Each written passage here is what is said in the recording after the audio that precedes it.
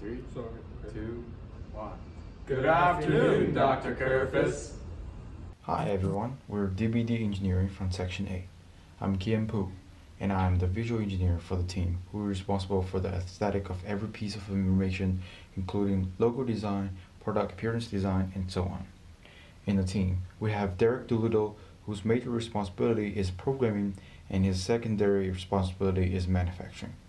John Flowers, whose major responsibility is manufacturing and product development, and is also responsible for documentation of the product. And James Thomas, whose major responsibility is documentation of the product. We all are going to participate in the final presentation today. The image shown is a representation of the competition course. We will be assigned one of the colored areas. The device must expel the large rubber dog bone from its assigned area. It must also collect the gems from the rotating center platform while sorting them from the squash balls. Ideally, the squash balls will be placed into another zone. The device must detect when a wall in the center drops so that it can deposit a tennis ball into the center hole. Finally, the device must egress back over the void located around the center platform. To better understand and organize our design challenges, we implemented a house of quality. The customer requirements are an important room of the house of quality. Several of the customer requirements were of utmost importance: stopping all movement before 40 seconds, fitting the volume constraints, being safe to the bystanders and the track, operating autonomously, setting up within 90 seconds, and having a cost of manufacturing within $100 were all weighted with a score of 10 because without these characteristics, the device would have been disqualified from the competition. Of the engineering requirements, luckily we felt that only 2 of them had negatively correlated trade-offs. An easier to maintain device would have been more spacious and thus run the risk of not fulfilling the crucial volume constraint.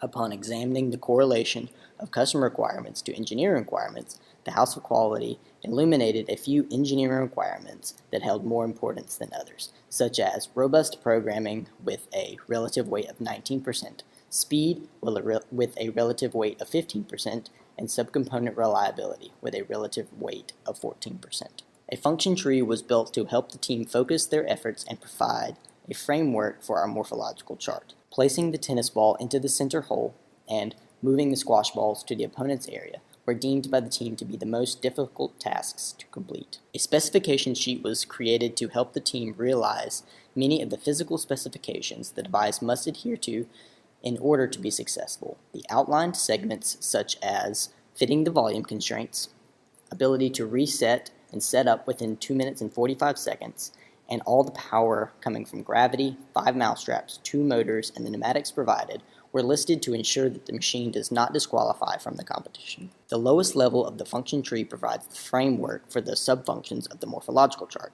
The morphological chart allows the team to visualize and explore all physical options for completing the necessary tasks. Building off of the morphological chart, a solutions matrix was created.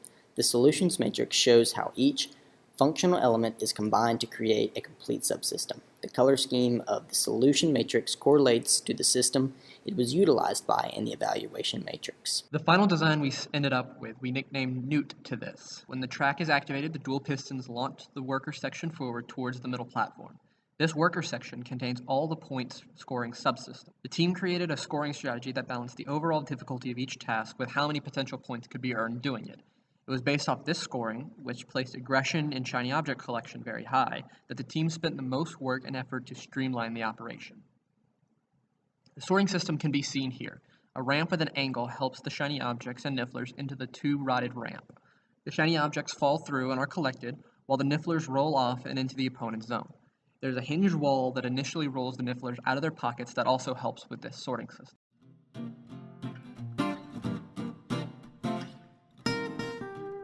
The Grindelwald dunker is run off an IR sensor that runs a constant comparison loop that looks at the first substantial value drop to indicate when the wall drops. The motor keeps the arm locked back until such a condition is met, and then 2 mouse traps and an arm dunk the Grindelwald into place. The system is exceptionally quick and the code robust, as we will see later. Dementor expelling is done by a sled arm mounted to the bottom of the working section. As the aggression happens, the Dementor is pulled back out of the zone and accomplishing both tasks simultaneously. In the effort to create a very robust system, there was great care taken into writing a code block that could not allow for disqualification. I won't walk you through it all, as that would take an hour, but suffice it to say that extra care was taken to ensure that any sequence of non-standard operations could not cause the machine to break itself or disqualify. Premature track shutdown, jamming of the Grindelwald arm, not making it to the center platform, anything that happened, the code was able to perform optimally in every situation the team could come up with. If the machine performed as planned, the maximum point it can get is 79.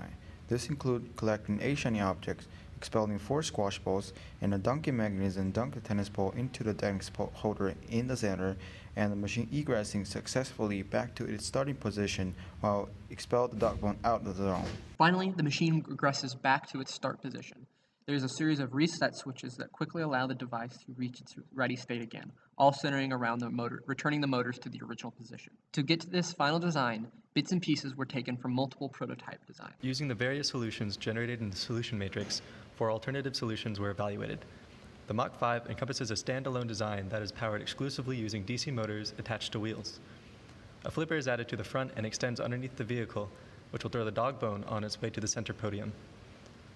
Once in the center, it has a curved arm that collects the gems and squash balls, and a pivoting arm powered by a motor which places the tennis ball into the center. The mobile ski slope design uses gravity to extend to the center and to roll the tennis ball into the center cup, and stationary fixtures to gather and sort the gems and squash balls. To retreat back to the starting zone, a motor with a string will pull the device back. When this retracts, the dog bone will be picked up using a small hinged arm underneath the device. The bridge tower uses a design similar to the Mach 5, but is attached to the starting platform with a hinged arm. It extends with the power from a pneumatic actuator and is kept on target with the attached arm. When it reaches the dog bone, the mouse traps will activate to fling it into another team's zone. The ball launcher uses a piston to shoot the tennis ball into the hole when the wall falls. The mule is similar to the bridge tower, except it is fixed to the starting zone with a scissor arm, which could make it easier to pull back from the center. When evaluating the designs and comparing the designs to each other, Newt to this outperforms all the other alternative designs, coming in at 2% better than the next nearest design. This is because it's more robust to differences in air tank pressure, allowing for a more consistent extension. The bridge tower can extend all the way to the center consistently, but can be moved by nifflers more easily. The mule is less consistent at both extending to the center and can be pushed around by the squash balls. The mobile ski slope can extend to the center much like Newt to this, but does not lock in place, so it encounters the same problem of being pushed away by the squash balls. Finally, the Mach 5 design relies on very precise coding of the motorized wheels to reach the center on target, and is the most susceptible to any variance in the track, its placement, and the dog bone placement.